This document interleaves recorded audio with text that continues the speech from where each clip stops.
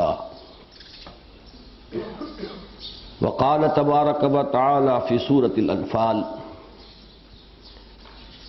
وَأَطِيعُوا اللَّهَ وَرَسُولَهُ وَلَا تَنَازَعُوا فَتَفْشَلُوا وَتَذْهَبَ رِيحُكُمْ وَاصْبِرُوا إِنَّ اللَّهَ مَعَ الصَّابِرِينَ. وقال عز وجل في سورة آل عمران: وَلَقَدْ صَدَقَكُمُ اللَّهُ وَعْدَهُ إِذْ تَحُسُّونَهُم بِإِذْنِهِ حَتَّى إِذَا فَشِلْتُمْ وَتَنَازَعْتُمْ في الأمر وعصيتم من بعد ما أراكم ما تحبون منكم من يريد الدنيا ومنكم من يريد الآخرة ثم صرفكم عنهم ليبتليكم وَلَقَدْ عَفَا عَنْكُمْ وَاللَّهُ ذُو فَضْلٍ عَلَى الْمُؤْمِنِينَ. وقال عز وجل في نفس السورة: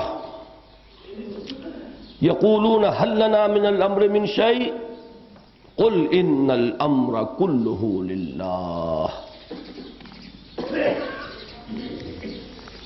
وقال جل وعلا في سورة النور: قل اطیعوا اللہ واطیعوا الرسول فإن تولوا فإنما علیہ ما حمل وعلیکم ما حملتم وإن تطیعوه تهتدوا وما علی الرسول إلا البلاغ المبین. وعد اللہ الذین آمنوا منکم وعملوا الصالحات لیستخلفنہم فی الارض کما استخلف الذین من قبلہم ولیمکنن لہم دینہم الذی ارتضی لہم ولیبدلنہم من بعد خوفہم امنا یعبدوننی لا یشرکون بی شیئا ومن کفر بعد ذلک فاولئک هم الفاسقون. وَأَقِيمُوا الصَّلَاةَ وَآتُوا الزَّكَاةَ وَأَطِيعُوا الرَّسُولَ لَعَلَّكُمْ تُرْحَمُونَ. صدق اللہ العظیم. رب اشرح لي صدری ويسر لي أمری واحلل عقدة من لسانی يفقهوا قولی.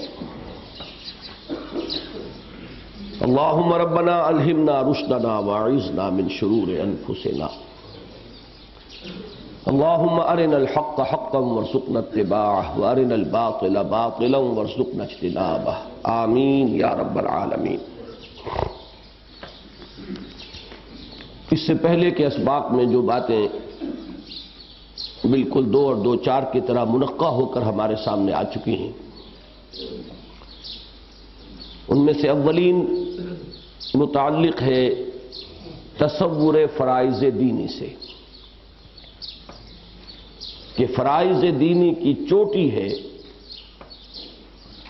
وہ شے جسے خواہ اقامت دین کہہ لیا جائے، خواہ غلبہ دین کہہ لیا جائے، خواہ اعلاء کلمت اللہ کہہ لیا جائے، خواہ تکبیر رب کہہ لیا جائے، خواہ زمین پر آسمانی بادشاہت کا قیام کہہ لیا جائے، خواہ قیام حکومت الہیہ کہہ لیا جائے، خواہ قیام نظام اسلامی سے تعبیر کر لیا جائے، خواہ نفاذ نظام مصطفیٰ سے تعبیر کر لیا جائے، خواہ اسلامی انقلاب سے تعبیر کر لیا جائے. عبارات مختلف ہیں، اصطلاحات جدا ہیں، باتیں کی. دوسری بات ہم نے یہ سمجھی کہ یہ کام بغیر ایک منظم ڈسپلن جماعت کے ممکن نہیں.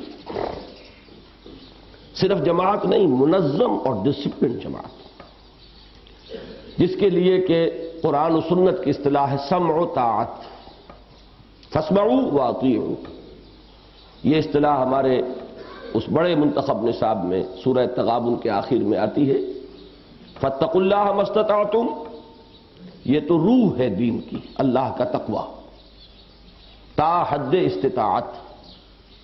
اور جو اس کا نظام بنے گا واسمعوا واطیعوا، اس کے لیے کرنا کیا پڑے گا؟ وانفقوا. بہترین یہ ایک ہی آیت کے اندر تینوں چیزیں.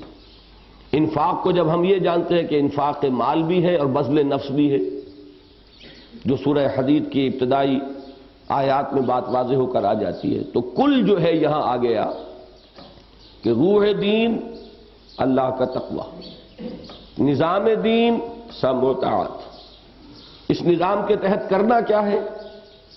انفاق مال و بذل نفس۔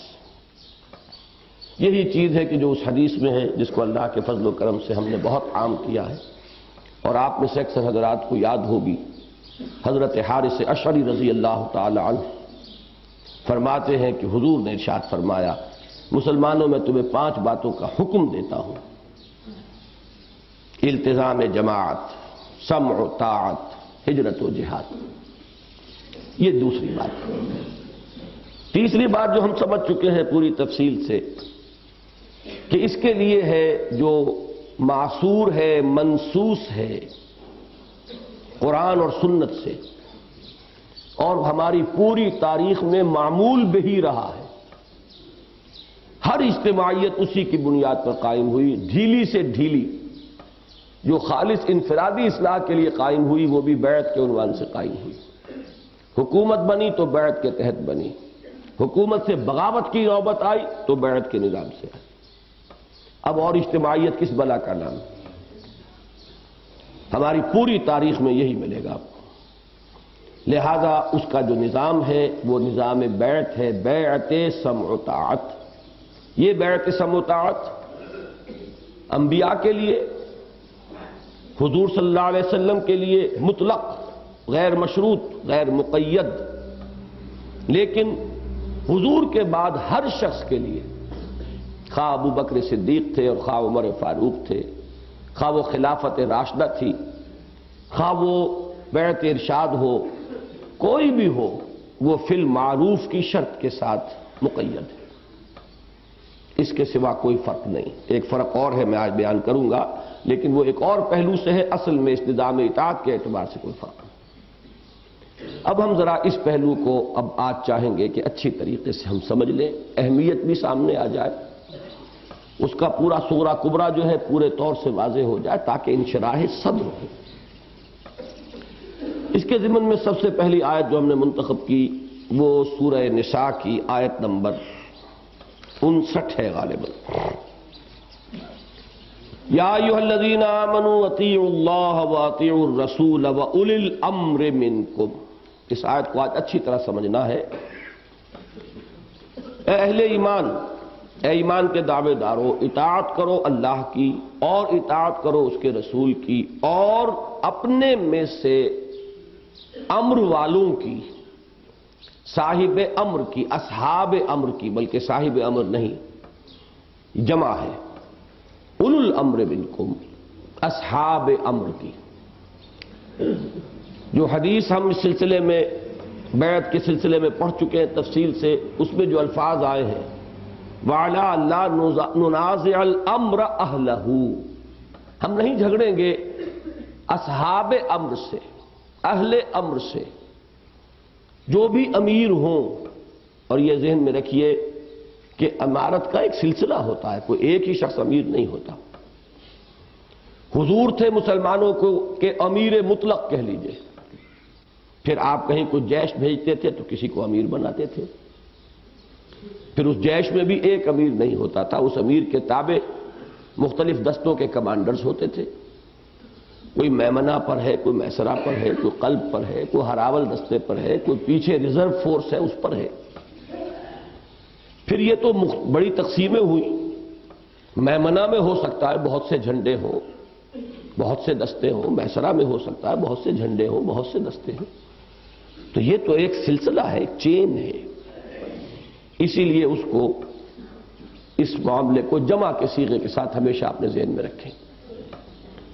اب یہاں ایک بات تو ہمیشہ ہمارے ہاں عام بھی جب درس اور وعظ میں بات آتی ہے تو توجہ دلا دی جاتی ہے کہ یہاں جو یہ 3 اطاعت کی کڑیاں آئیں، اللہ کی اطاعت، رسول کی اطاعت، اولو الامر کی اطاعت، اس میں سے پہلی 2 کڑیوں کے ساتھ تو فعل امر اطیعوا کی تکرار ہوئی، تیسری کڑی کے ساتھ نہیں ہوئی۔ ورنہ یہ کہ عام جو ذہن چاہتا ہے وہ تو یہ ہے کہ یا تو ایک مرتبہ کافی ہے، بریکٹ کے باہر ایک دفعہ ہو جائے تو بریکٹ کے اندر جتنی بھی اقدار ہیں ان سب سے وہ ضرب کھائے گی. اطیعوا اللہ والرسول واولی الامر منکم، تو اطاعت کا لفظ جو ہے وہ در حقیقت تینوں کے لیے آ جائے گا. یا پھر یہ ہے کہ جب تکرار شروع کی ہی تھی تو پھر ایک لفظ کے اضافے سے کوئی حرج نہیں تھا کہ اولی الامر کے ساتھ بھی دہرا دیا جاتا، اطیعوا اللہ واطیعوا الرسول واطیعوا اولی الامر منکم. لیکن نہیں، جو کچھ ہوا بالحق ہوا. یہ اللہ کا کلام ہے. اس سے نتیجہ کیا نکلا؟ اللہ کی اطاعت مطلق، رسول کی اطاعت مطلق، اور اولو الامر کی اطاعت مقید، مشروط. پہلی دو اطاعتوں کے تابع. پہلی تو یہ بات ہے کہ جس کو اچھی طرح سمجھ لینا چاہیے، جو ان الفاظ کے اندر ہی وہ خود بخود اس ترکیب کے اندر مضمر ہے، اس میں انڈرسٹوڈ ہے، چھپی ہوئی. دوسری ذرا توجہ دلاؤں گا لفظ اطاعت پر. اس کا مادہ کیا ہے؟ طوع. طوع جو ہے بمقابلہ کرہن کے آتا ہے، طوعا و کرہا. اطاعت کہتے ہیں دلی آمادگی سے کسی کی بات ماننے کو. یہ ہے اصل میں مطلوب. اگرچہ جو ہم حدیث پڑھ چکے ہیں، جو بیعت کے الفاظ، اس میں ساتھ ہی اضافہ کر دیا گیا کہ اگر بطوع خاطر ہے فبہا، ورنہ اگر کرہن بھی ہے تو کرنی پڑے گی. بایعنا رسول اللہ صلی اللہ علیہ وسلم علی السمع والطاعت فی العسر والیسر والمنشط والمکرہ. چاہے کوئی چیز ہمیں ناپسند ہو، ہمارے بارے خاطر ہو، ہماری رائے اس کے حق میں نہ ہو، لیکن فیصلہ ہو گیا ہے، صاحب امر نے طے کر دیا ہے، اور آپ اس کو خلاف دین ہونا بھی ثابت نہیں کر سکے، آپ اس کو شریعت کے کسی واضح حکم کے مخالف ہونا ثابت نہیں کر سکے، تو آپ کو ماننا پڑے گا. اگرچہ جو روح درکار ہے جس سے کہ کامیابی کی ضمانت ہوگی وہ تو یہ ہے، کچھ لوگ ہوں ڈسگرنٹلڈ تو بات چل جائے گی، جبکہ جو اصل جو ریڑھ کی ہڈی ہے اس کے اندر یہ اطاعت اپنی اصل روح کے ساتھ ہو رہی ہو، یعنی بطوع خاطر. اب اس میں جو اصل بات ہے جس کو میں آج چاہتا ہوں کہ پورے شرح و بسط سے آپ سمجھ لیں، اولو الامر کے ساتھ شرط ہے منکم، اس سے ثابت ہو گیا مسلمان اولو الامر. اب اگر کہیں غیر مسلم زبردستی قابض ہو جائے تو مجبوراً اضطراراً تو اطاعت کی جا سکتی ہے، بالکل جیسے بھوکا مرتا انسان سور کھا سکتا ہے، بالکل ایسے جیسے کہ بھوکا مرتا انسان مردار کھا سکتا ہے. ورنہ اسلام میں اصلاً غیر مسلم کی اطاعت کا کوئی تصور موجود نہیں.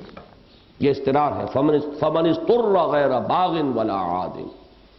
اس اعتبار سے کراچی کا جو مقدمہ بغاوت ہے وہ ہماری یہ جو گزشتہ 200 سالہ تاریخ تھی اس کے اندر ایک بہت وہ روشن مینار ہے، روشنی کا ایک بہت عظیم مینار، جہاں ہماری 3 عظیم شخصیتوں نے کھڑے ہو کر برملا یہ تسلیم کیا اور کہا انگریز کی عدالت میں کہ ہاں ہم باغی ہیں اور مسلمان کسی غیر مسلم حکومت کا وفادار نہیں ہو سکتا. تو یہ یہاں سمجھ لیجئے اولو الامر منکم ہے.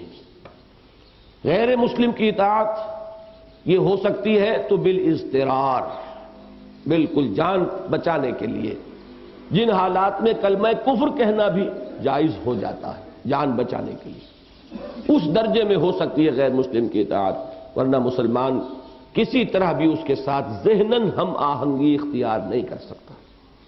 اس اعتبار سے کوئی بڑے سے بڑا عالم رہا ہو اس عرصے میں، اگر اس نے انگریز کے ساتھ سازگاری کی تلقین کی ہے تو وہ اس رستے سے ہٹا ہوا کسے باشد.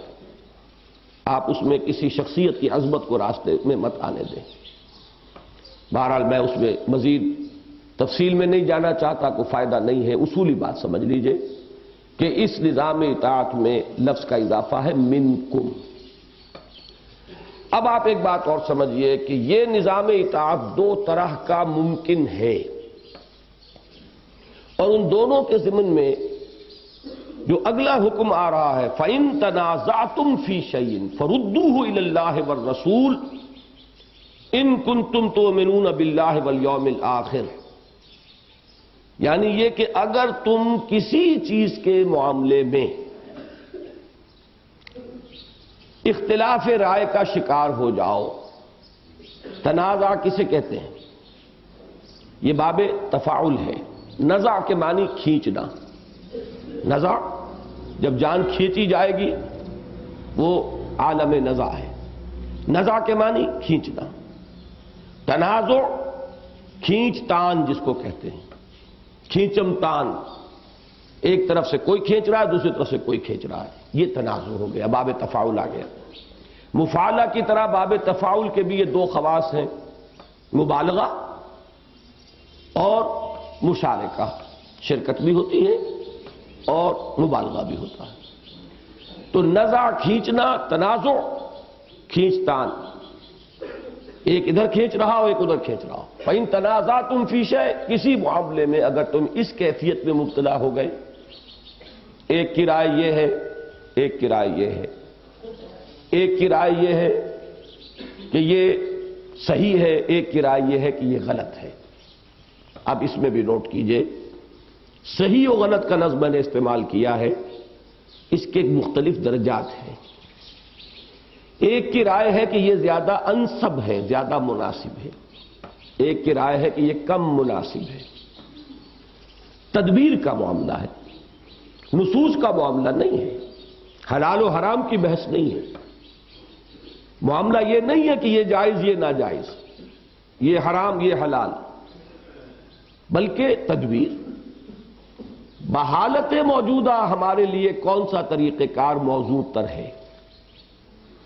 ابھی ہم کوئی قدم مزید اٹھانے کی پوزیشن میں ہیں یا نہیں ہیں، ایک کا خیال ہے کہ ہیں، ایک کا خیال ہے نہیں، تو اس کو ایک طرف رکھ دیجئے، اس کی یہاں بحث نہیں ہے۔ یہاں اصلاً بحث کس کی ہے؟ جہاں معاملہ نصوص کا آ گیا، جو مطلق اطاعت ہے اللہ کی اور اس کے رسول کی، جو معاملات اس سے متعلق ہوں گے، حلال اور حرام، جائز و ناجائز، اس معنی میں صحیح و غلط، ورنہ صحیح و غلط کے جیسا کہ میں نے عرض کیا بے شمار مدارج ہو سکتے، اور میں نے صرف دو کو علیحدہ علیحدہ کر دیا، کیٹیگریز مختلف ہو جائیں گی۔ ایک وہ کہ جن میں معاملہ صرف مصلحت کا ہے، جس میں معاملہ ماحول سے مطابقت کا ہے، جن میں معاملہ حالات کے تقاضے کا ہے، جس میں کہیں بھی کوئی حرام کی بحث نہیں آ رہی ہے، دونوں چیزیں مستحب ہیں، یہ دونوں چیزیں مباح ہیں، تو اس کو اس وقت ذہن سے نکال دیجئے۔ یہاں بحث ہو رہی ہے کہ تنازع یہ ہو جائے کہ ایک کے نزدیک وہ شے حرام ہے، ایک کہتا ہے جائز ہے، ایک کہتا ہے حلال، ایک کہتا ہے حرام۔ اس میں بھی وہ حدیث ذہن میں لے آئیے کہ الحلال بین والحرام بین وبینہما مشتبہات۔ دین میں حلال اور حرام جو قطعی ہے وہ تو بالکل بین ہے، ہاں اس میں بھی مشتبہات کا مسئلہ آ جاتا ہے کہ جہاں اصل میں اختلاف پیدا ہوتا ہے۔ بہرحال جو درمیان میں مشتبہات ہیں ان میں بھی آدمی کی رائے میں سختی ہو سکتی ہے۔ کوئی شخص سمجھتا ہے کہ یہ حرام کی طرف زیادہ ہے تو اس کی رائے اس میں زیادہ جازم ہو جائے گی، کسی کی رائے یہ ہے کہ ہے تو بیچ کی چیز لیکن حلال کی طرف زیادہ ہے تو اس رائے کے اندر سختی ہو جائے گی۔ اس کیفیت کو ذہن میں رکھیے۔ اس کا حکم کیا دیا؟ فردوہ الی اللہ والرسول، لوٹا دو اس شے کو اللہ اور اس کے رسول کی طرف۔ بالکل منطقی بات ہو گئی، اس لیے کہ مطلق اطاعت تو انہی کی ہے، نصوص تو وہی ہے، جو کہ غیر مقید اور غیر مشروط اطاعت ہے وہ تو صرف اللہ اور اس کے رسول کی ہے۔ اب یہاں دو شکلیں ہیں علیحدہ علیحدہ، ان کو بھی سمجھ لیجیے۔ ایک معاملہ ہو سکتا ہے کسی اسلامی حکومت میں اس جھگڑے کے پیش آ جانے کا، اسلامی ریاست میں، اس لیے کہ وہاں بھی آپ کو معلوم ہے سورہ حجرات میں ہم پڑھ چکے ہیں بڑی تفصیل سے۔ اسلامی ریاست کا اصل اصول کیا ہے؟ یا ایھا الذین آمنوا لا تقدموا بین یدی اللہ ورسولہ، اہل ایمان اللہ اور اس کے رسول سے آگے مت بڑھو۔ وہی اس کا دستور اساسی ہے کہ جو بھی لیجسلیٹو اتھارٹی ہے تمہارے پاس، قانون سازی کا جو اختیار ہے وہ محدود ہے، ایک دائرے کے اندر، No legislation will be done repugnant to the Quran and the Sunnah. اب سوال یہ پیدا ہوتا ہے کہ میں اس ریاست کا شہری ہوں، میں یہ محسوس کرتا ہوں کہ جو مسودہ قانون اس وقت زیر بحث ہے اس کی کوئی شق یا وہ پورا قانون شریعت کے دائرے سے تجاوز کر رہا ہے، یا کوئی قانون جو اس وقت موجود ہے میری رائے بنی صحیح یا غلط کہ اس میں تجاوز ہے اللہ اور اس کے رسول کے دائرے سے، تو اس صورت میں کیا ہوگا؟ اس کا میں تفصیل سے اپنی تقاریر میں، اپنے دروس میں اس کی وضاحت کر چکا ہوں کہ ریاست میں اس کا حل کیا ہوگا۔ الحمدللہ ثم الحمدللہ کہ اس دور میں وہی جو انسٹیٹیوشنز کا ڈیولپمنٹ ہے، جو عمرانی ارتقاء ہوا ہے، اس نے ریاست کے 3 بنیادی آرگنز کو علیحدہ علیحدہ ڈیفائن کر دیا ہے۔ لیجسلیچر قانون ساز ادارہ، ایگزیکٹو یعنی انتظامیہ، اور جوڈیشری یعنی عدالت۔ یہ معاملہ عدالت کے حوالے ہوگا کہ جیسے جو دوسری پروویژنز ہیں کانسٹیٹیوشن کی، ان سب کی کسٹوڈین، ان سب کی امین جوڈیشری ہے۔ بنیادی حقوق میں کسی کے کمی کی گئی ہے، کہاں جائیں گے؟ کنڈا کھٹکھٹائیں گے عدالت کا۔ تو اگر کسی اسلامی ریاست کے دستور اساسی میں یہ طے ہے کہ no legislation will be done repugnant to the Quran and the Sunnah, تو کہاں جائیں گے آپ؟ اس کے خلاف اگر کوئی عمل آپ کے خیال میں ہو رہا ہے، ممکن ہے آپ کو مغالطہ ہو، لیکن یہ کہ آپ کے لیے راستہ کیا ہے؟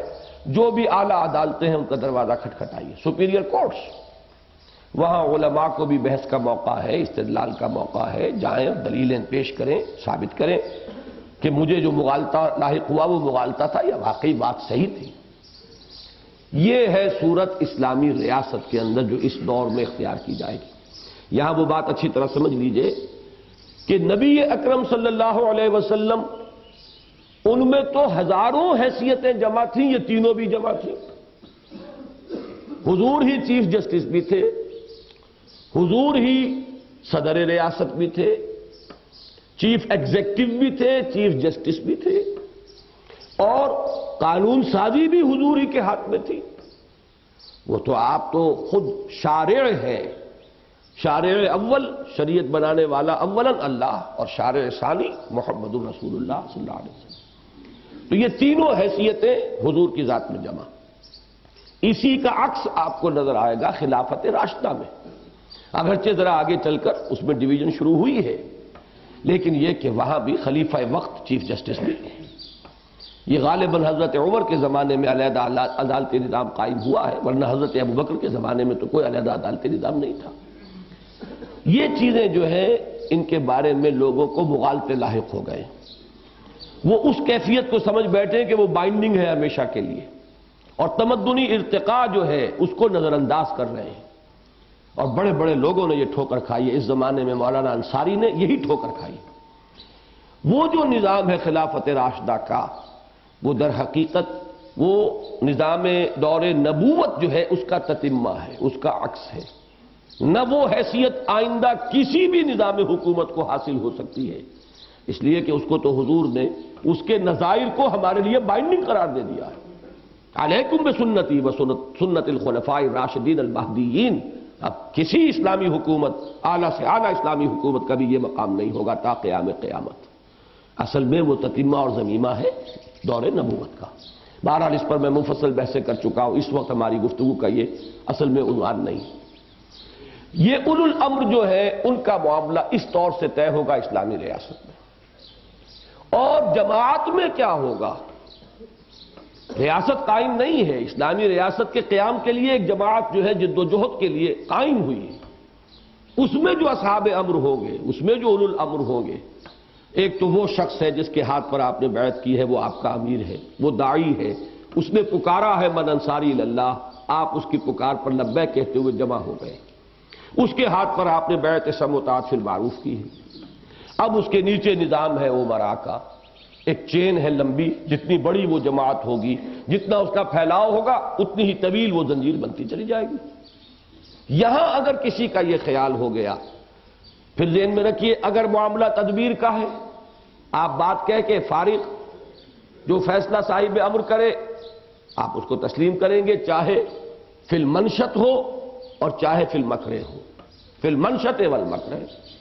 وہاں تو کوئی مسئلہ پیدا نہیں ہوا۔ مسئلہ کہاں پیدا ہوا کہ ایک شخص کا خیال ہے کہ یہ تو شریعت کے حدود سے تجاوز ہو رہا ہے، اب کیا کرے؟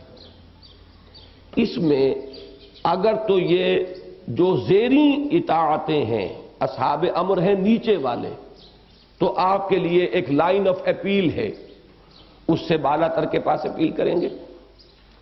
اس سے بھی آپ کو اختلاف ہے تو اس سے بالا تر کے پاس جائیں گے۔ تھرو پراپر چینل اس کو چینلائز کرنا ہوگا۔ کوئی شخص جو ہے وہ اپنی جگہ پر اپنے آپ کو آخری فیصلہ کرنے والا نہ متصور کرے۔ فرض کیجئے کہ پہنچ گئی بات آخری امیر تک، وہ امیر اول تک۔ اب یہ ہے کہ اب آپ اس کی رات سے بھی اگر مطمئن نہیں ہوئے تو آپ کے لیے بالکل راستہ کھلا ہوگا کہ آپ اس سمع و طاعت کی بیعت کا قلادہ گردن سے نکالیں اور پھینک دیں۔ اطاعت بلقاء۔ اس لیے کہ ریاست میں اور جماعت میں یہی بنیادی فرق ہے۔ ریاست کی ٹیریٹوریل جورسڈکشن ہوتی ہے، آپ اس سے نکل کر کہاں جائیں گے؟ جماعت کی کوئی ٹیریٹوریل علاقائی کوئی اس کا تسلط نہیں ہے۔ آپ یہیں بیٹھے ہوئے جماعت سے ابھی باہر ہو سکتے ہیں۔ آپ کو نہ شہر چھوڑنا پڑتا ہے، نہ گاؤں چھوڑنا پڑتا ہے، نہ ملک چھوڑنا پڑتا ہے۔ آپ نے تو جماعت کا ایک نظام اختیار کیا تھا، وہ ایک معنوی نظم ہے، علاقائی نظم نہیں ہے۔ اس پر کوئی آپ کو اختیار اور اقتدار کا حال حاصل نہیں ہے۔ جبکہ حکومت کی وہ ٹیریٹوریل جورسڈکشن ہے، آپ پر فورس اس کے رکن ہے۔ جو بھی نظام قائم ہوا ہے مجبوراً اس کے رکن ہے، آپ کے پاس کوئی آپشن نہیں ہے۔ جبکہ ایک جماعت میں آپ کا داخلہ آپ کے طوع کے ساتھ ہے، آپ کی فکری ہم آہنگی کے ساتھ ہے۔ آپ نے وہ 3 باتیں جو ہم نے رات پڑھی تھیں کہ کسی شخص کی اصابت رائے پر آپ کو اعتماد ہوا تھا تو داخل ہوئے تھے، کسی شخص کے خلوص و اخلاص پر آپ کے دل نے گواہی دی تھی تو آپ شامل ہوئے تھے، کسی شخص کی عزیمت و ہمت پر آپ کو اعتماد ہوا تھا تو آپ شامل ہوئے تھے۔ اب اگر کوئی چیز ان میں سے نہیں رہتی تو آپ کے لیے راستہ کھلا ہے، آن واحد میں آپ علیحدہ ہو سکتے ہیں۔ تو یہ ہے اصل میں فرق جس کو لوگ نہیں سمجھتے۔ رات بھی میرے پاس ایک چٹ آ گئی تھی ہمارے ایک سینئر ساتھی کی کہ کون فیصلہ کرے گا۔ فیصلے کا یہ 2 معاملے جو ہیں بالکل مختلف ہیں۔ ریاست میں فیصلے کے لیے جوڈیشری ہو گئی ہے، اور جماعت میں امکان بھر کوشش کیجئے اس بات کو تھرو پراپر چینل آگے تک پہنچائیے، لیکن یہ کہ بہرحال کہیں نہ کہیں جا کر تو بات رکے گی۔ ہمارے محاضرات میں ایک لفظ ایک صاحب نے سنایا تھا، دی بک سٹاپس ہیئر۔ کہیں تو جا کر وہ بات ختم ہوگی نا، یہ چین بند ہوگی کہیں، اس سے آگے تو نہیں۔ لہذا وہاں جا کر آدمی کو فیصلہ کرنا پڑے گا کہ اگر اس کا دل مطمئن نہیں ہے تو وہ کیسے چل سکتا ہے۔ تدبیر کے معاملے میں دل مطمئن نہیں ہے تو اس کو چلنا چاہیے، لیکن نصوص کے بارے میں دل مطمئن نہیں رہا تو اب اس کا چلنا ضروری نہیں ہے، وہ اس اطاعت کے قلادے کو اتار پھینکے۔ یہ ایک راستہ ہے، اور اسی کو اب آپ اچھی طرح میں نے تنقیح کر کے ایک ایک چیز کو سمجھا دیا ہے تاکہ ذہن الجھے نہ۔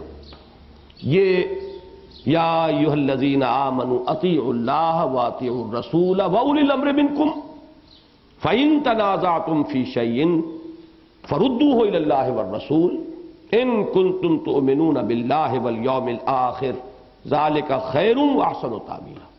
یہی بہتر ہے اور انجام کار کے اعتبار سے صحیح طریقہ ہے۔ تعویل کسے کہتے ہیں؟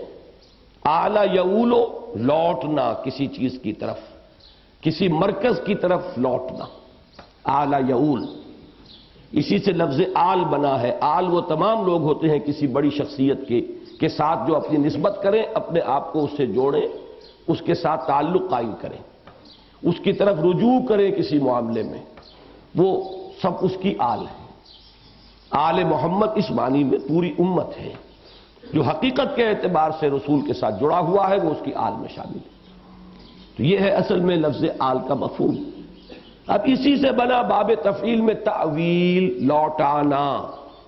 تعویل کے معنی ہے کسی چیز کو رجوع کرانا، یعنی کامیابی کی طرف لوٹانا چاہتے ہو اپنی جد و جہد کو، اگر برابر اور نتیجہ خیز کرنا چاہتے ہو اپنی اس کوشش کو، تو اس کی طرف لوٹنے کا یہ راستہ ہے جو بہترین ہے۔ ذالک خیر واحسن تاویلا۔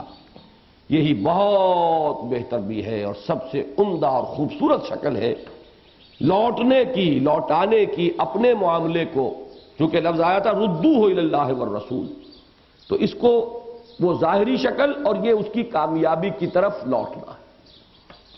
چنانچہ اس میں جو بیعت کی جو حدیث ہے متفق علیہ، اس میں جو ٹکڑا ہے وہ متفق علیہ نہیں ہے، فی روایت، ایک روایت میں یہ الفاظ بھی ہیں، ان الفاظ پر اضافہ کہ وَعَلَىٰ أَلَّا نُنَازِعَ الْأَمْرَ أَهْلَهُ، وہاں فرمایا گیا، حضور نے الفاظ ارشاد فرمائے ہوں گے اس لیے کہ یہاں صیغہ بدل گیا ہے۔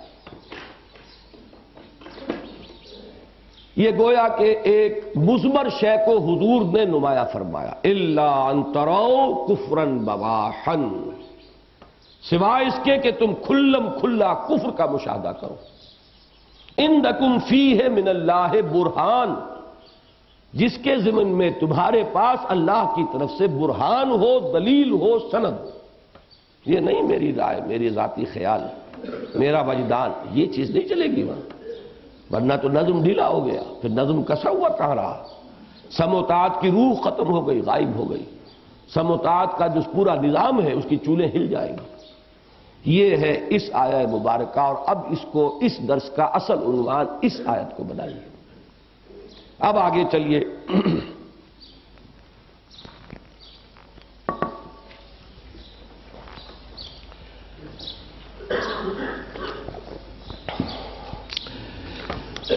سورہ انفال کی آیت نمبر 46، وَأَطِيعُوا اللَّهَ وَرَسُولَهُ، اور اطاعت کرو اللہ کی اور اس کے رسول کی۔ اب یہاں اطیعوا کا لفظ جو ہے رسول کے ساتھ بھی نہیں دہرا کر لایا گیا، اس کو آپ کہیں گے اکانومی آن ورڈز، الفاظ کے استعمال میں بھی قرآن مجید میں لفاظی نہیں ہے، کم سے کم جچے تلے الفاظ۔ یہاں وہ زیر بحث نہیں تھی بات، اس چین کو نمایاں کرنا اور اس میں فرق و تفاوت کو واضح کرنا نہیں تھا، ایک اطاعت کافی ہے، اور یہی آتا ہے ہمیشہ قرآن میں، دہرا کر کب آتا ہے؟ اطیعوا اللہ و اطیعوا الرسول، اطیعوا اللہ والرسول، اللہ کی اطاعت کرو اور اس کے رسول کی اطاعت کرو۔ یہاں اب سمجھ لیجئے کہ رسول کی اب وہ جملہ حیثیتیں جب ہیں، ان میں ایک حیثیت جیسا کہ میں نے ابھی عرض کیا مدنی دور میں یہ بھی تھی کہ آپ حاکم تھے، حاکم مجازن یعنی سربراہ حکومت۔ چیف ایگزیکٹو کون تھے؟ محمد رسول اللہ۔ چیف جسٹس کون تھے؟ محمد رسول اللہ صلی اللہ علیہ وسلم۔ بلکہ میں عرض کر چکا ہوں کہ لیجسلیشن کس کے ہاتھ میں؟ محمد رسول اللہ۔ حضور نے فرمایا کہ اللہ نے کچھ چیزیں حرام کی ہیں، میں نے بھی کچھ چیزیں حرام کی ہیں، یہ بات سب کو معلوم ہے، تو شارع ہیں محمد الرسول اللہ صلی اللہ علیہ وسلم۔ لیکن اب یہاں میں جس حیثیت کو نمایاں کرنا چاہتا ہوں وہ حیثیت یوں سمجھیے کہ قبل از ہجرت حکومت تو نہیں ہے، ٹیریٹوریل جیورسڈکشن نہیں ہے، مکے میں ہے لیکن بظاہر الفاظ مناسب نہیں ہے، لیکن واقعہ تو یہ کہ مغلوب ہے، کمزور ہیں، ضعیف ہیں، غلبہ کفر کو ہے، اختیار کفار و مشرکین کے ہاتھ میں ہے۔ یہاں تو پیٹے جا رہے ہیں، مارے جا رہے ہیں صحابہ کرام، اور ان کی داد رسی کا بھی کوئی راستہ نہیں ہے۔ اس حالت میں اصل میں ایک جماعت ہے جس کے امیر ہیں محمد الرسول اللہ صلی اللہ علیہ وسلم۔ رسول ہونے کی حیثیت تو تمام حیثیتوں سے بالا تر ہے، اس کو ذہن میں رکھیے، اور اس میں مغالطہ ہو جاتا ہے قرآن مجید کے سمجھنے میں۔ جب آپ کہتے ہیں کہ ہاتھی کے پاؤں میں سب کے پاؤں، تو حضور کی تمام حیثیتوں پر غالب حیثیت ہے رسول ہونے کی، اسی کو نمایاں کیا جائے گا قرآن میں، جو سب سے اعلیٰ، سب سے اہم، سب سے بلند ہے۔ لیکن ہر جگہ پر دیکھیے کہ حضور کس حیثیت سے ایکٹ کر رہے ہیں۔ کہیں آپ ایک صرف منصف کی حیثیت سے کام کر رہے ہوتے ہیں، اور اس میں آپ نے فرمایا رسول کی حیثیت سے خطا کا کوئی امکان نہیں ہے، منصف کی حیثیت سے مجھ سے خطا ہو سکتی ہے۔ واضح حدیث ہے کہ لوگوں تم میرے پاس اپنا مقدمہ لے کر آتے ہو، کبھی ایسا ہوتا ہے کہ ایک فریق زیادہ چرب زبان ہے، زیادہ اپنی بات کو دلیل کے ساتھ پیش کر سکتا ہے، دوسرا بیچارہ عاجز ہے اس پہلو سے، تو وہ مجھ سے غلط فیصلہ کروا لیتا ہے، تو جان لو کہ اگر میری عدالت سے بھی کوئی غلط ڈگری لے گئے اور کسی زمین کے ٹکڑے کے بارے میں تم نے غلط فیصلہ حاصل کر لیا تو اگرچہ وہ میری عدالت سے ہوگا لیکن جان لو کہ وہ آگ کا ایک ٹکڑا ہوگا جو لے کر جاؤ گے۔ کس قدر واضح حدیث ہے کہ بحیثیت منصف خطا ہو سکتی، وہ رسول کی حیثیت ہے جو خطا سے پاک ہے، منزہ ہے، معصوم ہے، لیکن مختلف اعتبارات سے صحابہ جب اختلاف کرتے تھے بحیثیت سپہ سالار مجھ سے غلطی ہو سکتی۔ غزوہ بدر میں کیا ہوا کہ جو مقام آپ نے بتایا کہ یہاں پڑاؤ کیا جائے، صحابہ نے کہا کہ حضور اگر تو یہ وحی کا فیصلہ ہے، آپ کا بحیثیت رسول امر ہے، سر تسلیم خم، ہماری عقلیں لاکھ عقلیں وحی کے مقابلے میں عاجز، ناقابل التفات، لیکن اگر معاملہ یہ نہیں ہے تو اجازت دیجئے کہ ہم عرض کریں۔ جب اجازت مل گئی تو اب عرض کیا کہ حضور یہ جگہ مناسب نہیں ہے، جنگی مہارت اور جنگی جو علم اور فہم ہے اس کے اعتبار سے عرض کر لیں۔ حضور نے تسلیم کر دیا اور پڑاؤ وہاں سے اٹھایا اور وہاں لگایا جہاں کے صحابہ نے مشورہ دیا تھا۔ تو ان حیثیتوں کو علیحدہ علیحدہ رکھا نہیں جاتا تو آدمی مغالطے میں مبتلا ہو جاتا ہے۔ یہاں آپ اس حیثیت کو رکھیے، وَأَطِیعُوا اللَّهَ وَرَسُولَهُ وَلَا تَنَازَعُوا۔ اب یہاں لفظ تنازع آ گیا، جھگڑو مت، کھینچ تان مت کرو، وَلَا تَنَازَعُوا، اگر یہ کرو گے تو کیا ہوگا، فَتَفْشَلُوا وَتَذْهَبَ رِيحُكُمْ۔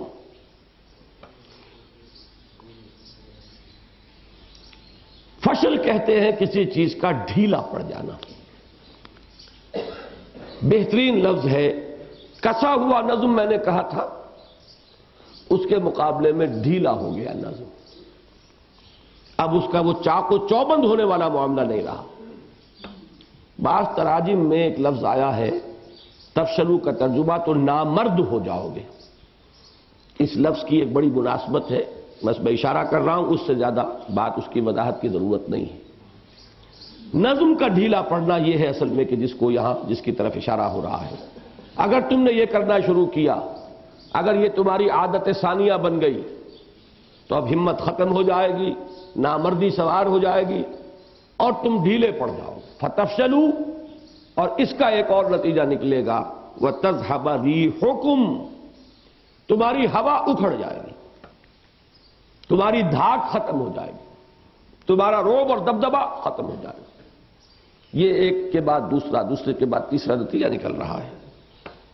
یہ گویا کہ اب ایک منفی کیفیت جو ہے اس تنازع کی، جس سے کہ یہ نتائج جو ہے رونما ہوں گے، اور یہ جان لو جماعتی نظم کا ڈھیلا پڑنا اصل میں اس مقصد کو نقصان پہنچانے کا سبب بن جائے گا جس کے لیے جماعت قائم ہوئی۔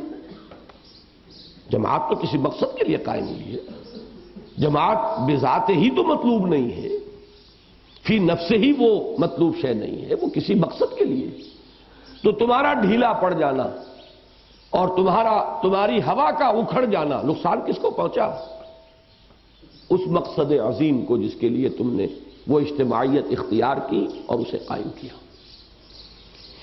وَاصْبِرُوا، اور صبر کرو، جمے رہو، ڈٹے رہو، ان اللہ مع الصابرین، یقیناً اللہ صبر کرنے والوں کے ساتھ ہے۔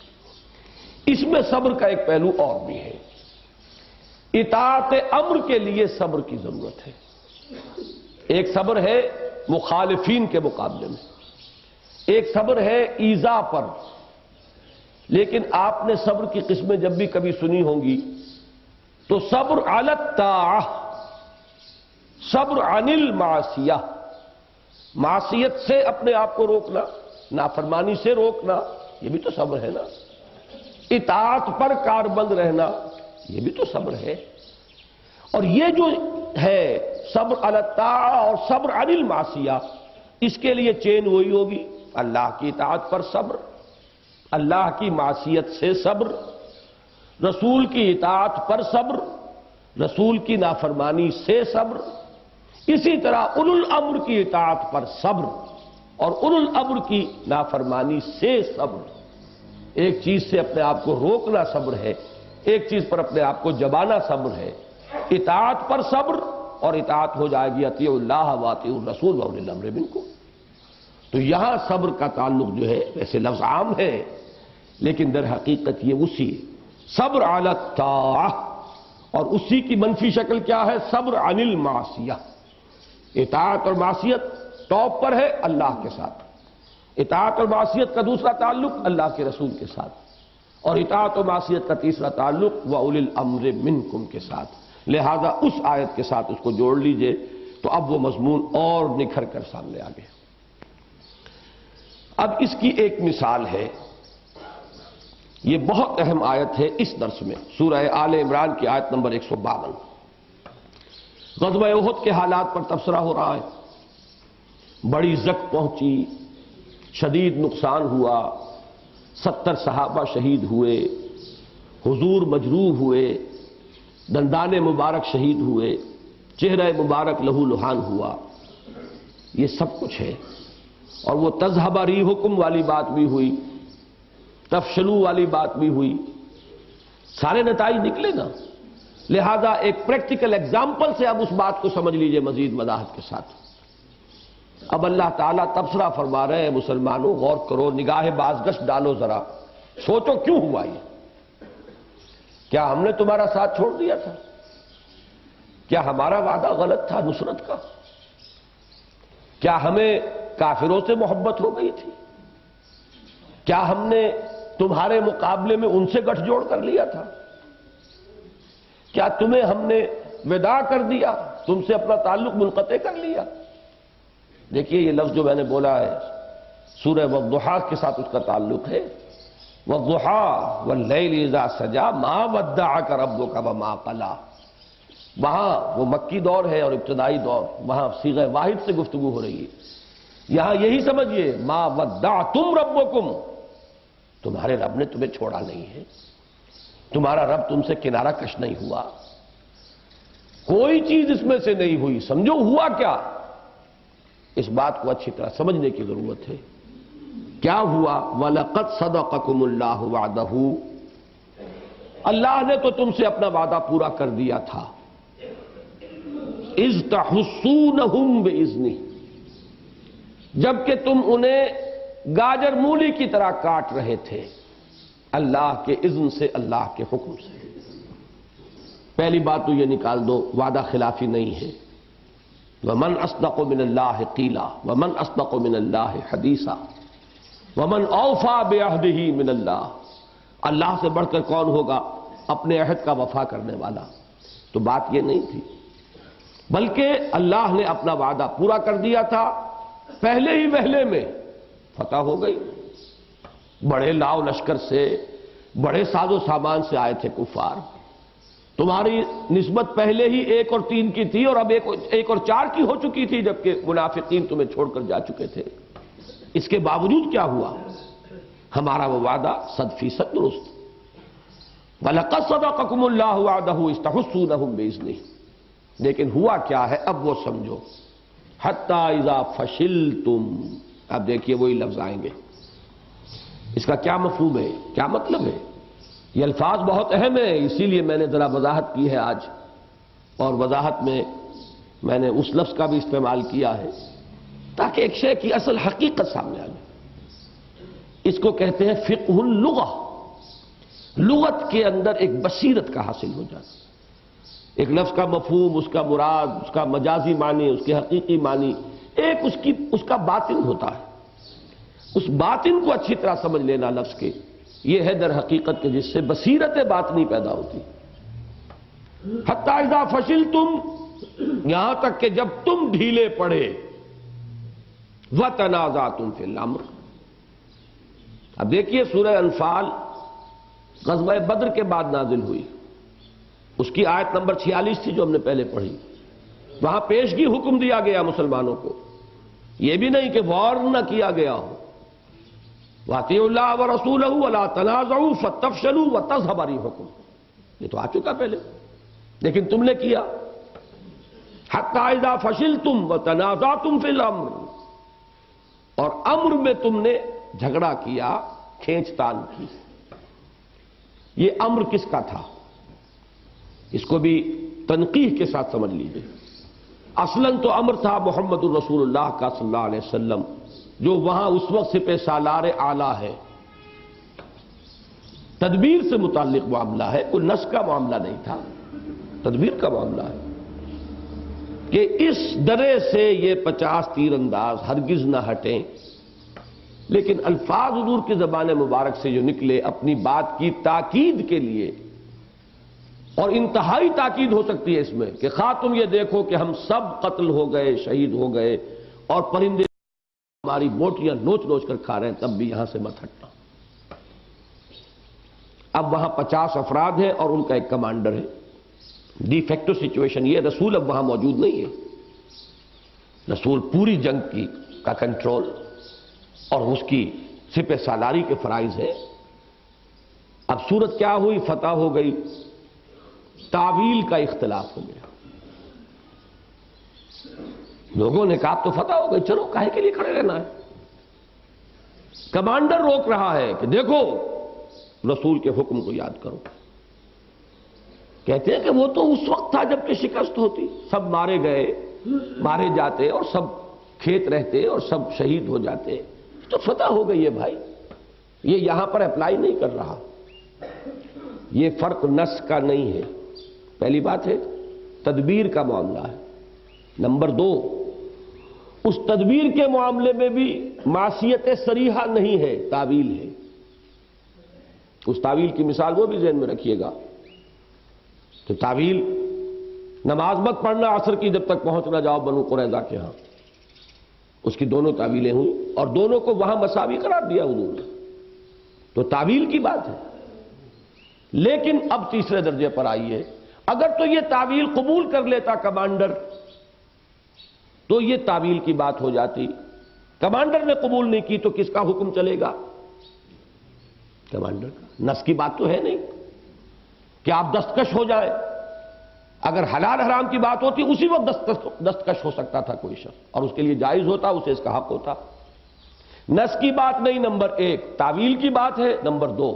تعویل میں دونوں پہلو برابر ہو سکتے ہیں، لیکن یہاں معاملہ نظم کا ہے۔ جس کو امیر بنایا گیا تھا اس کی تعویل چلے گی یا تمہاری چلے گی؟ لہذا معصیت ہوئی کس کی؟ اس کمانڈر کی۔ کتنا ڈائلیوٹ کر دیا میں نے معاملے کو۔ یہاں اللہ کے حکم کی خلاف ورزی نہیں، معاذ اللہ، یہاں رسول کے حکم کی خلاف ورزی نہیں، معاذ اللہ، معاملہ نصوص کا نہیں، تدبیر کا ہے۔ تدبیر میں بھی کھلم کھلا سرتابی نہیں، تعویل ہے۔ تعویل اگر کمانڈر کی ہوتی تو یہ غلطی کنڈون ہو جاتی، مجھے یقین ہے اللہ تعالیٰ اس کو نظر انداز فرما دیتا۔ لیکن وہاں نظم ٹوٹا، جو کمانڈر ہے اس کا حکم نہیں مانا گیا۔ 35 وہاں سے چلے گئے، 15 رہ گئے۔ اس کے بعد جو کچھ ہوا وہ ہوا۔ اب یہ کوئی سیرت کی تقریر تو نہیں ہے کہ میں ساری باتیں بیان کروں، اصل بات یہ تھی کہ اس کا تجزیہ کر کے، تنقیح کر کے اچھی طرح سمجھ لیجیے۔ حتی اذا فشلتم وتنازعتم فی الامر وعصیتم، تم نے نافرمانی کی۔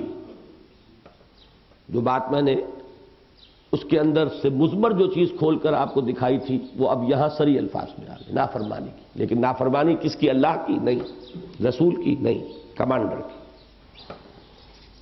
اس لیے کہ بیعت میں یہ ہے کہ اللہ ننازع الامر اہلہ، ہم نہیں جھگڑیں گے، نہیں کھینچ تان کریں گے اصحاب امر سے۔ تم نے اس میں معصیت کی اور معصیت بھی کی من بعد ما اراکم ما تحبون، اس کے بعد کہ اللہ نے تمہیں وہ چیز دکھا دی جو تمہیں پسند ہے۔ عام طور پر حماقت میں لوگ مبتلا ہے کہ اس سے مراد ہے مال غنیمت۔ میں تفصیل سے یہ چیزیں بیان کر چکا ہوں۔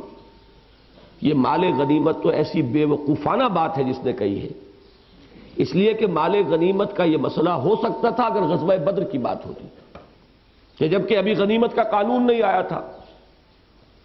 اس وقت تک کیا روایت چلی آ رہی تھی کہ جو بھی شخص جو مال جمع کر لے گا وہ اسی کا، تو ہر شخص کے اندر خود بخود ایک ارج پیدا ہوتی تھی کہ زیادہ سے زیادہ مال میں جمع کروں تو میرا ہوگا۔ ہم یہاں کھڑے رہ گئے تو ہمارے ہاتھ پلے کچھ پڑے گا نہیں، تب تو وہ بات ہوتی۔ لیکن سورہ انفال میں مال غنیمت کا تو حکم بیان ہو چکا، حضور اس پر عمل کر چکے. سارا مال جمع ہوگا، 1/5 بیت المال کا ہوگا، 4/5 مساوی تقسیم کیا جائے گا. فرق کیا ہوگا؟ پیدل کے لیے اکیرا اور سوار کے لیے دوہرا. چاہے کوئی پہرے پر کھڑا رہا اس نے تلوار اٹھائی ہی نہ ہو. بلکہ حضور نے تو حضرت عثمان کا بھی حصہ لگایا، اگرچہ وہ وہاں شریک بھی نہیں تھے، اس لیے کہ چونکہ حضور کے حکم سے وہ رہ گئے تھے مدینہ منورہ میں، لہذا ان کو فرض کیا گیا کہ موجود ہیں. تو جب یہ قانون آ چکا تو کون بے وقوف تھا کہ اس کے لیے وہاں جاتا کہ جمع کرے مال ہم. اس حماقت کو ذہن سے نکال دیجئے. اور اس سے بڑا سوء ظن پیدا ہوا ہے صحابہ کرام کے بارے میں کہ یہ دور ابھی سن 3 ہجری ہے. یہ سن 11 کی بات ہوتی، سن 10 کی بات ہوتی تو کوئی بات نہیں تھی کہ ابھی بہت کچے پکے لوگ بھی آ گئے، منافقین بھی آ گئے. یہ تو سن 3 ہے بھائی ابھی. پھر اس میں بھی اگر کوئی کچا پکا تھا اور کوئی منافق تھا تو وہ عبداللہ ابن ابی کے ساتھ جا چکا. یہ تو خالص لوگ تھے. ان سے یہ سوء ظن بہت بڑی غلطی ہے جن لوگوں کے ذریعے سے بھی پھیلی ہے. اصل بات کیا تھی؟ ہمارے منتخب نصاب کے سورہ صف کے اس آیت سے یہ بات کھل جائے گی. وَأُخْرَىٰ تُحِبُّونَهَا نَصْرٌ مِّنَ اللَّهِ وَفَتْحٌ قَرِيبٌ. ایک اور چیز جو تمہیں پسند ہے، اللہ کی طرف سے مدد اور فتح جو قریب ہے. یہ فتح کی طلب ہے، فتح کی قدر و قیمت ہے جس سے تم ڈھیلے پڑتے ہو. حالانکہ فتح، شکست و فتح نصیبوں سے ہے ولے امیر. اصل شے تو یہ ہے، اصل کامیابی یہ ہے کہ اپنا تن من دھن لگا دو. کامیابی یہ ہے. جہاں تمہارے اندر جلد سے جلد فتح حاصل کر لینا، اس کے لیے کوئی طلب پیدا ہو جائے گی، یا اجلت پسندی کا شکار ہو جاؤ گے، یا کوئی شارٹ کٹ تلاش کرو گے، کوئی ٹیڑھی انگلیوں سے کھیر نکالنے کی اور مکھن نکالنے کی کوشش کرو گے. یہ ساری حماقتیں ہوتی کیوں ہیں؟ وہ کہ فتح محبوب ہے. کامیاب ہو جانا دنیاوی سطح پر اس کی نگاہوں کے اندر اہمیت پیدا ہو گئی ہے. یہی اس سارے فساد کی جڑ ہے. یہاں بھی غلطی اس بنیاد پر ہوئی. فتح نے، دیکھیے یہ بات بالکل نفسیاتی طور پر ہے. جب آپ طے کرتے ہیں کہ آپ کو جانا ہے 100 میل، تو آپ شاید 80-90 میل پر جا کر کچھ ڈھیلے پڑے کہ اب تو منزل قریب آ گئی. اور اگر آپ کو جانا 20 میل ہے تو یہی کیفیت 17-18 میل پر پیدا ہو جائے گی. جتنی ایڈجسٹمنٹ ہوتی ہے کسی شخص کی کسی اپنے کام کے لیے، پروجیکٹ کے لیے، اتنی ہی اس کے اندر، اتنی ہی دیر تک، اتنے ہی عرصے تک کے لیے وہ چاق اور چوبند ہونے کی کیفیت، آمادہ عمل رہنے کی کیفیت برقرار رہتی ہے. اور جب منزل پر پہنچ گئے تو آدمی ڈھیلا پڑتا ہی ہے. اس کے بعد تو اعصاب ڈھیلے پڑتے ہیں، آدمی کپڑے اتارتا ہے، اپنا ریلیکس ہوتا ہے جسے آپ انگریزی میں کہتے ہیں. یو فیل ریلیکسڈ کہ پہنچ گئے. تم نے اس ریلیکسیشن کے تحت یہ اپنے نظم کو ڈھیلا کیا ہے. اب بات حقیقت کے اعتبار سے جو ہمیں سبق لینا ہے وہ تو پورا ہے، لیکن صحابہ کرام سے سوء ظن جو ہے وہ نکل جائے گا. حتی اذا فشلتم وتنازعتم فی الامر وعصیتم من بعد ما اراکم ما تحبون منکم من یرید الدنیا ومنکم من یرید الآخرہ. اب اس کی تعویل بھی ہم اسی کی روشنی میں کریں گے. تم میں وہ بھی ہے جو دنیا کے طالب ہے، فتح دنیا میں، اور تم میں وہ بھی ہیں جو صرف آخرت کے طالب ہیں. کامیابی وہ ہے. سورہ تغابن میں ذالک یوم التغابن، ہار اور جیت کا فیصلہ تو وہاں ہوگا. یہاں کی ہار ہار نہیں، جیت جیت نہیں. کتنے ہیں جو جیت کر ہارتے ہیں اور کتنے ہیں جو ہار کر جیتتے. یہاں کی ہار کہاں اور یہاں کی جیت کہاں؟ ہار اور جیت کا فیصلہ تو ہوگا قیامت کے دن. ذالک یوم التغابن یوم یجمعکم لیوم الجمع ذالک یوم التغابن. نقش کر لیجئے اپنے دل کے اوپر ان الفاظ. یہاں کا فتح کا تصور ہی نہ رکھو. یہ دنیا کی کامیابی کوئی غرض ہی نہ رکھو، بلکہ احساس فرض کے تحت حرکت کرو. یہ کتنے فیصد امکان ہے اور کتنے فیصد نہیں ہے، یہ کیلکولیٹنگ مائنڈ اس راستے پر نہیں چلے گا. 100% ناکامی کا یقین ہو اور پھر انسان چلے گا. کب؟ جبکہ اس کا مطلوب صرف آخرت. یہی بات تھی 3000 کا لشکر 1 لاکھ سے کیوں ٹکرا گیا تھا. اور یہ نہیں کہ کسی ایک شخص کا فیصلہ ہو، باقاعدہ مشورہ ہوا ہے، باقاعدہ تقریریں ہوئی ہیں، یہ رائے بھی سامنے آئی ہے، جنگ موتا کا ذکر کر رہا ہوں کہ یہ معاملہ درست نہیں ہے، اتنی ریشو پروپورشن کا اتنا فرق جو ہے 1 اور 33۔ لیکن کچھ لوگوں نے کہا اور یہی رائے مانی گئی کہ ہمارا مطلوب فتح ہے کب، ہمارا مقصود فتح ہے کب؟ ہمارا مطلوب و مقصود شہادت ہے، شہادت ہے مطلوب و مقصود مومن، نہ مال غنیمت نہ کشور کشائی۔ لہذا بات فیصلہ ہوئی، طے ہوئی، وہاں کوئی جھگڑا نہیں تھا، اس پر کوئی گرفت نہیں ہوئی، اس کی کوئی سرزنش نہیں کی گئی، بلکہ مسلمانوں نے سرزنش کی ہے تو کس بات پر کہ کیوں لوٹ کر آ گئے؟ لوگوں نے مٹی اٹھا کر ہاتھ میں جو ہے ریت اور وہ ان کو چہروں پر پھینکی ہے۔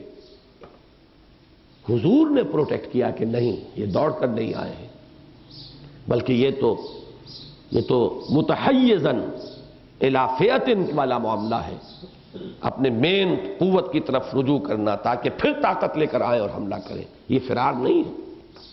بہرحال ان کو اس فرق کو ذہن میں رکھیے۔ اسی لیے اتنی وضاحت سے ہم بحث کرتے ہیں کہ نصب العین صرف اور صرف اللہ کی رضا اور اخروی فلاح ہے۔ نصب العین انقلاب نہیں، نصب العین اقامت دین نہیں، نصب العین دین کا غلبہ نہیں۔ جہاں یہ نصب العین کے درجے میں آئے گا حماقتیں لازماً ہوں گی، غلطیاں لا محالہ ہوں گی۔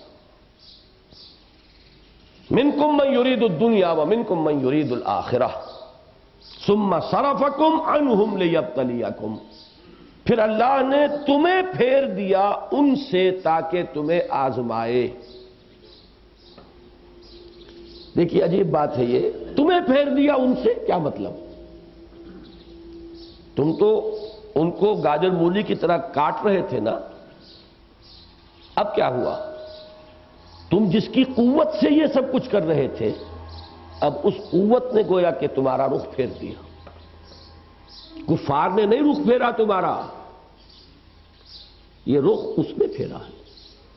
کیوں پھیرا ہے؟ تاکہ تمہیں جانچے پرکھے، تمہیں ابتلا میں ڈالے، تاکہ تمہیں اپنی غلطی کا احساس ہو، تم آئندہ کے لیے اصلاح کر سکو۔ ہم کنڈون کر سکتے تھے تمہاری غلطی کو، کوئی سزا اس وقت تمہیں نہ دیتے، لیکن پھر یہ غلطی راسخ ہوتی، پھر یہ تمہارا ڈھیلا پن مستقل ہو جاتا۔ تمہیں سبق سکھانا تھا، تمہاری تربیت پیش نظر تھی، تمہاری اصلاح مقصود تھی، سرزنش اس لیے ضروری تھی تاکہ ایک مرتبہ بات واضح ہو جائے۔ ڈسپلن کسے کہتے ہیں؟ نظم کے معنی کیا ہے؟ اطاعت امر، اس کی حیثیت کیا ہے، اس کی اہمیت کیا ہے؟ ثم صرفکم عنہم، پھر تمہیں پھیر دیا ان کی طرف سے، لیبتلیکم، بلا یبلو، یہ آتا ہے امتحان، آزمائش کے لیے۔ ابتلا اسی سے بنا ہے، ابتلا و امتحان۔ خلق الموت والحیات لیبلوکم ایکم احسن عملا، لیبتلیکم، تاکہ تمہیں ابتلا میں ڈالے۔ وَلَقَدْ عَفَا عَنْكُمْ، باقی وہ تمہیں معاف فرما چکا۔ وہ آخرت کی کوئی سزا نہیں ہے، جو بھی سرزنش تھی یہاں ہو گئی، معاف کر چکا ہے اللہ تمہیں۔ واللہ ذو فضل علی المومنین، اور یقیناً اللہ اہل ایمان پر بڑے فضل والا ہے۔ اب اسی میں یہ آیت بھی ہے، سورہ آل عمران کی آیت نمبر 154 میں یہ الفاظ ہیں۔ یہ آیت لمبی ہے، اس کا ایک جز ہے یہ۔ یقولون هل لنا من الامر من شیء قل ان الامر كله للہ، یہ کہتے ہیں ہمارا بھی امر میں کوئی حصہ ہے کہ نہیں؟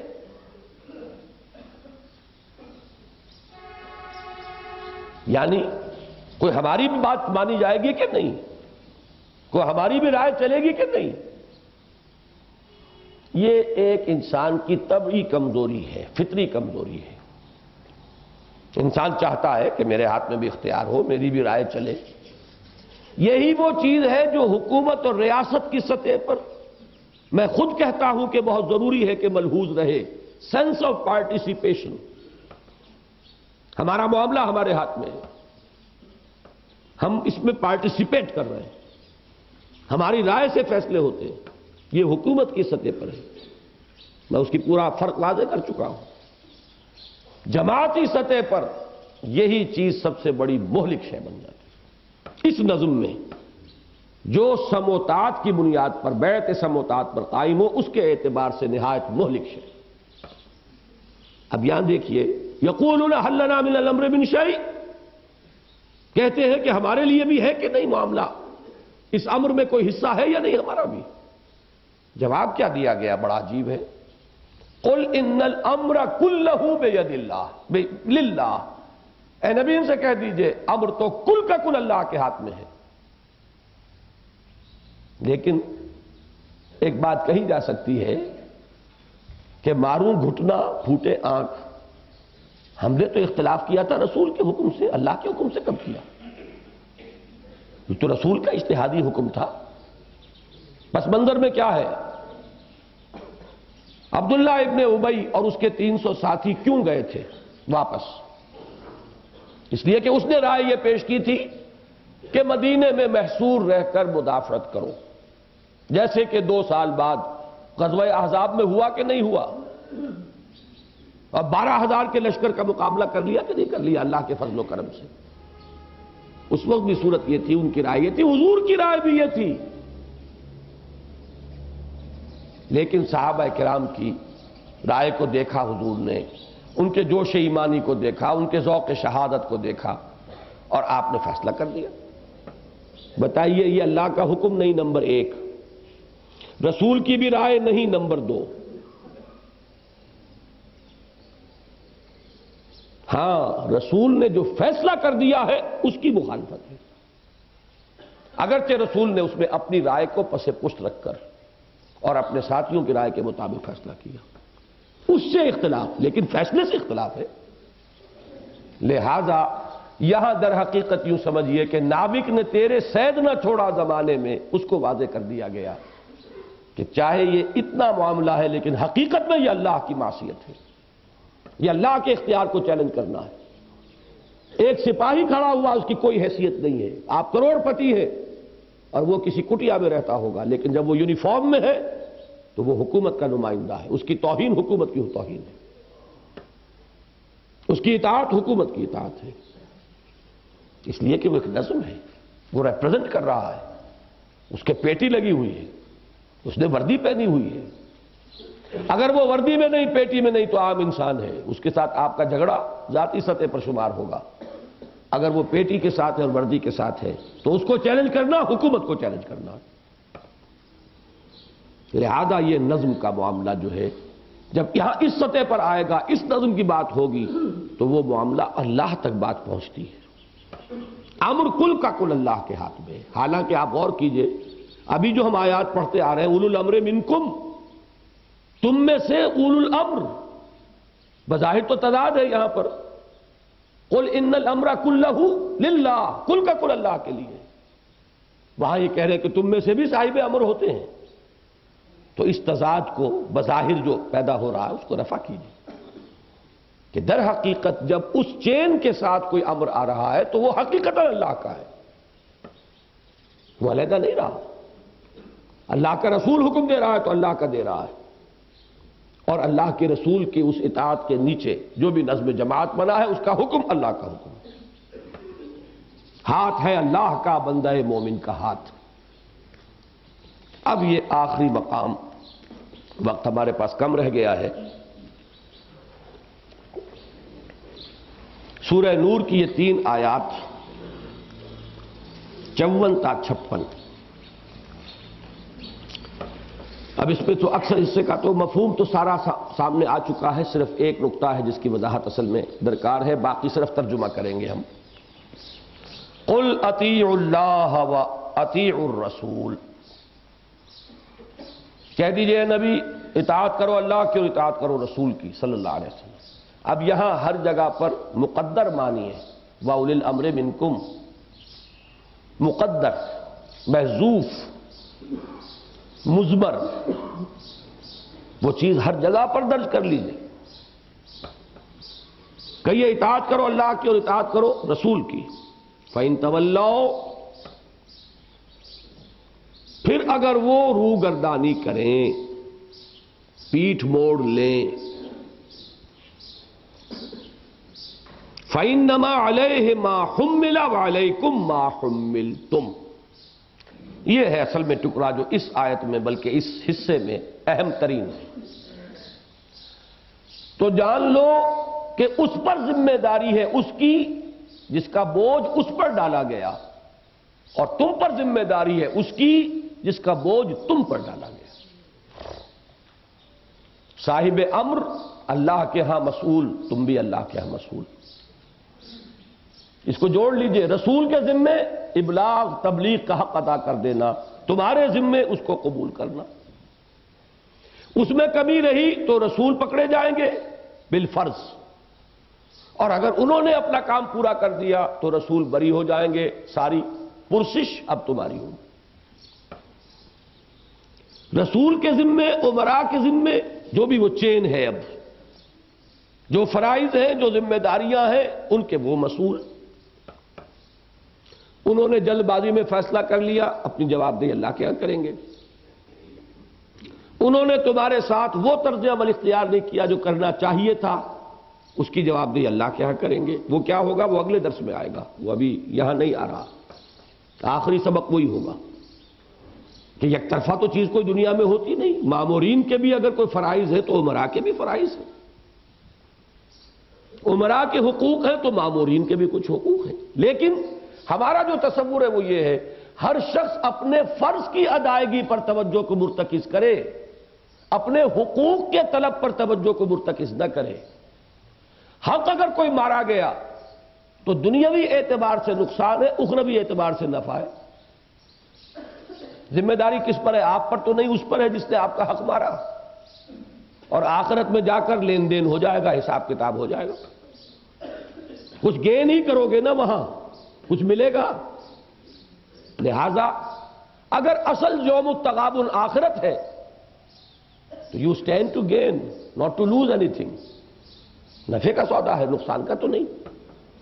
یہ ہے در حقیقت کہ جو آخرت پر ایمان پورے نقطہ نظر کو تبدیل کر کے رکھ دیتا۔ تو علیہ ما حمل، اس پر ہے ذمہ داری، وہ مسئول ہے۔ اور نوٹ کر لیجئے سورہ اعراف کی آیت جو تصور شہادت علی الناس کے ضمن میں ہمیشہ میں کوٹ کرتا ہوں، فَلَنَسْأَلَنَّ الَّذِينَ أُرْسِلَ إِلَيْهِمْ وَلَنَسْأَلَنَّ الْمُرْسَلِينَ۔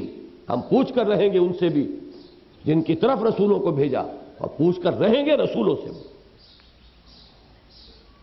رسول بھی تو مسئول ہے، وہ بھی بندہ ہے۔ وَنَشْهَدُ أَنَّ مُحَمَّدًا عَبْدُهُ وَرَسُولُهُ۔ پھر یہ کہ ان کے نیچے جو بھی نظم جماعت کے جو صاحب ہوں گے، صاحب امر، تو سب کے سب وہ بھی اسی طریقے سے غیر معصوم انسان ہے، ان سے بھی خطا اور عصیان کا ارتکاب ہو سکتا ہے۔ لہذا یہ جان لو کہ اصل بات سمجھنے کی کیا ہے، تم اپنی ذمہ داری کو دیکھو کہ کیا ہے، اس میں تو کوئی کمی نہیں کر رہے، اس کی جواب دہی تو نہیں کرنی پڑے گی۔ فَإِن تَوَلَّوْا فَعَلَيْهِ مَا حُمِّلَ وَعَلَيْكُمْ مَا حُمِّلْتُمْ۔ اگر یہ روگردانی کریں تو اس کے ذمے ہے وہ جو اس پر ڈالا گیا بوجھ، اور تمہارے ذمے ہے جو تم پر ڈالا گیا بوجھ ذمہ داریوں کا۔ وَإِن تُطِيعُوهُ تَهْتَدُوا، اگر تم ان کی اطاعت کرو گے ہدایت پاؤ گے۔ وَمَا عَلَى الرَّسُولِ إِلَّا الْبَلَاغُ الْمُبِينُ، اور رسول کے ذمے نہیں ہے مگر صاف صاف پہنچا دینے کی ذمہ داری۔ وعد اللہ الذین آمنوا منکم وعملوا الصالحات، اللہ نے وعدہ کیا ہے تم سے، یعنی ان سے جو ایمان لائے اور نیک عمل کیے۔ میں نے یعنی کیوں کہا ہے کہ منکم، یہاں من جو ہے تبعیضیہ نہیں ہے بلکہ من بیانیہ ہے، اس لیے کہ اولین مخاطب اس کے کون ہے؟ صحابہ کرام۔ صحابہ کرام کے لیے یہ من تبعیضیہ نہیں ہے کہ بعض کے ساتھ یہ وعدہ ہو اور بعض کے ساتھ نہ ہو، بلکہ بیانیہ ہے، تم سے یعنی ان سے جو ایمان لائے ہو اور جنہوں نے نیک عمل کیے ہیں۔ اس کو کہتے ہیں من بیانیہ، اس کی ترجمانی ہوگی یعنی کے لفظ سے۔ اور ان کے بعد سب کے لیے یہ من تبعیضیہ ہے، یہ نہیں ہے کہ جو بھی جماعت قائم ہو جائے اس سے یہ وعدہ ہے، جو بھی لوگ کمر کس لیں اس کام کے لیے ان سے یہ وعدہ ہے، ان کے ساتھ اللہ تعالیٰ کا وعدہ شرط مشروط ہوگا ایمان اور عمل صالح کے تقاضوں کے ساتھ ساتھ۔ تو یہ حتمی اور قطعی وعدہ اور بشارت یہ صرف صحابہ کرام کے لیے تھی، بعد کا معاملہ مشروط رہے گا، جو جس درجے ان تقاضوں کو پورا کرے۔ اور پھر بھی ہو سکتا ہے کہ ایک جماعت ہو ابھی اللہ کی حکمت اور مصلحت میں نہیں ہے، ابھی کوئی کمی ہے، اللہ جانتا ہے۔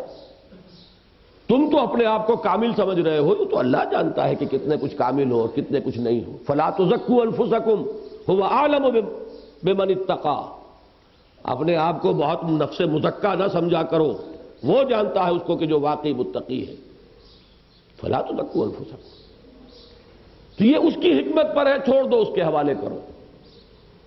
لیکن یہ کہ یہ وعدہ ہے کہ جو لوگ ایمان اور عمل صالح کے تقاضے پورے کر دیں گے، اب یہاں پوری سورۃ العصر اپنے ذہن میں لے آئیے اور پورا منتخب نصاب ذہن میں لے آئیے۔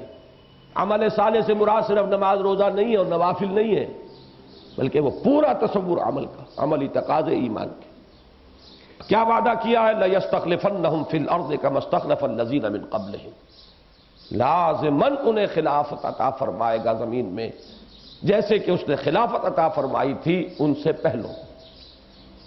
یہ آیت مبارکہ جو ہے خاص طور پر یہاں پوری اس لیے شامل کی گئی، ورنہ پہلی آیت پر ہمارا یہ درس مکمل ہو جاتا، لیکن یہ بہت اہم آیت ہے، اس لیے کہ اہل تشیع کے خلاف یہ برہان قاطع ہے آپ کے ہاتھ میں۔ یہ وعدہ جن سے پورا ہوا، کیا وہ ایمان اور عمل صالح کے اعلیٰ ترین معیار پر نہیں ہوگے؟ یا تو اللہ کا وعدہ جھوٹا ہے، اللہ منافقوں کے ساتھ وعدہ کر رہا ہے۔ یہ خلافت بالفعل ہوئی کہ نہیں ہوئی؟ یہ تو تاریخی واقعہ ہے، اس میں تو اختلاف نہیں ہوگا۔ تو کن سے وعدہ کیا گیا تھا؟ وعد اللہ الذین آمنوا منکم وعملوا الصالحات، یہ ان کے سارے اس غلط فلسفے اور گمراہ کن نظریات، اس کے پورے تانے بانے کو ادھیڑ کر رکھ دینے والی شے ہے۔ لَيَسْتَخْلِفَنَّهُمْ فِي الْأَرْضِ كَمَا اسْتَخْلَفَ الَّذِينَ مِن قَبْلِهِمْ وَلَيُمَكِّنَنَّ لَهُمْ دِينَهُمُ الَّذِي ارْتَضَىٰ لَهُمْ، اور لازماً تمکن عطا فرمائے گا، جما دے گا زمین میں ان کے اس دین کو جو اللہ نے ان کے لیے پسند فرمایا ہے۔ خلافت راشدہ کے لیے سند، خلفائے راشدین کے لیے سند۔ وَلَيُبَدِّلَنَّهُم مِّن بَعْدِ خَوْفِهِمْ أَمْنًا، اور لازماً بدل دے گا خوف کی اس کیفیت کے بعد امن کی ایک حالت سے۔ اب اس میں ایک لطیف نکتہ یہ ہے کہ جن حضرات کی یہ رائے ہے کہ حضرت علی رضی اللہ تعالیٰ عنہ کا دور عہد خلافت راشدہ میں شامل نہیں ہے، اس کے لیے بھی دلیل موجود ہے۔ اس پورے عرصے میں امن نہیں تھا، جنگ و جدال، تلواریں ایک دوسرے کے خلاف۔ شاہ ولی اللہ دہلوی بہت منطقی ذہن تھا، انہوں نے علیحدہ کر دیا، ایک شخص کا اپنی شخصیت میں خلیفہ راشد ہونا اور ہے، اس کے عہد خلافت کا خلافت راشدہ میں شامل ہونا اور ہے۔ حضرت علی اپنی ذات میں خلیفہ راشد ہیں، تمام معیارات جو ہیں خلافت راشدہ کے ان کی ذات کی حد تک پورے کامل، لیکن عہد حکومت جو ہے ان کا وہ اس معیار کے اوپر پورا نہیں اتر رہا۔ ایک تو افتراق رہا، ایک وحدت نہیں ہو سکا پورا عالم اسلام اس وقت، دوسرے یہاں وہ امن کی کیفیت نہیں تھی۔ یعبدوننی لا یشرکون بی شیئا، میری ہی بندگی کریں گے اور میرے ساتھ کسی شے کو شریک نہیں کریں گے۔ بڑی بڑی بشارتیں ہیں یہ، اور 24 برس ہے کہ جو اس کا مصداق اتم مصداق کامل ہے۔ بعد میں بھی یہ نہیں ہے کہ بالکل ہی نفی ہو گئی، معاذ اللہ، یہ بھی اہل تشیع کی پیدا کردہ گمراہیوں میں سے۔ درجہ بدرجہ نیچے آئے ہیں، لیکن آئیڈیل اور ہر اعتبار سے دور نبوت کا عکس کامل وہ یہ 24 برس، 24.5۔ وَمَنْ كَفَرَ بَعْدَ ذَلِكَ فَأُولَٰئِكَ هُمُ الْفَاسِقُونَ، اور جو اس کے بعد بھی کفر کرے گا تو وہی ہے در حقیقت فاسق۔ ذالکہ سے مراد کیا ہے؟ اس وعدے کے بعد بھی اللہ کا اتنا پختہ وعدہ، اتنی مؤثق اللہ تعالی کی طرف سے ایک توثیق، اور یہ بھی ہو سکتا ہے کہ اس کے بعد جبکہ دین اس طرح غالب ہو چکا ہوگا اور امن قائم ہو چکا ہوگا، فتنہ باقی نہ رہے گا، پرسیکیوشن نہیں رہے گی، پھر بھی جو کوئی اگر غلط راستے پر چلتا ہے تو اس کا مطلب یہ ہے کہ وہ ثابت کر دیتا ہے کہ اس میں خیر کا کوئی عنصر ہے ہی نہیں۔ وَأَقِيمُوا الصَّلَاةَ وَآتُوا الزَّكَاةَ۔ اب یہ ہمارے آج کے درس کے لیے یہ نہایت جامع اور نہایت موضوع الفاظ ہو گئے ہیں اس کے خاتمے کے لیے۔ اصل شے کیا ہے؟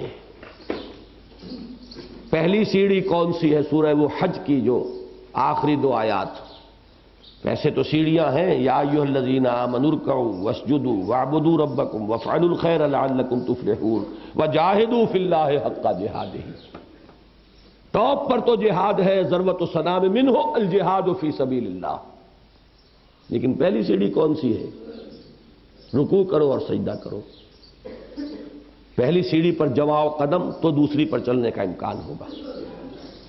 اگر یہی قدم جو ہے لرز رہے ہیں، ڈھیلے ہیں، وہی اگر آپ کو استقامت حاصل نہیں تو اگلے کا کیا سوال؟ اسی لیے وہاں کیا آیا تھا آخر میں؟ فَأَقِيمُوا الصَّلَاةَ وَآتُوا الزَّكَاةَ وَاعْتَصِمُوا بِاللَّهِ هُوَ مَوْلَاكُمْ فَنِعْمَ الْمَوْلَىٰ وَنِعْمَ النَّصِيرُ۔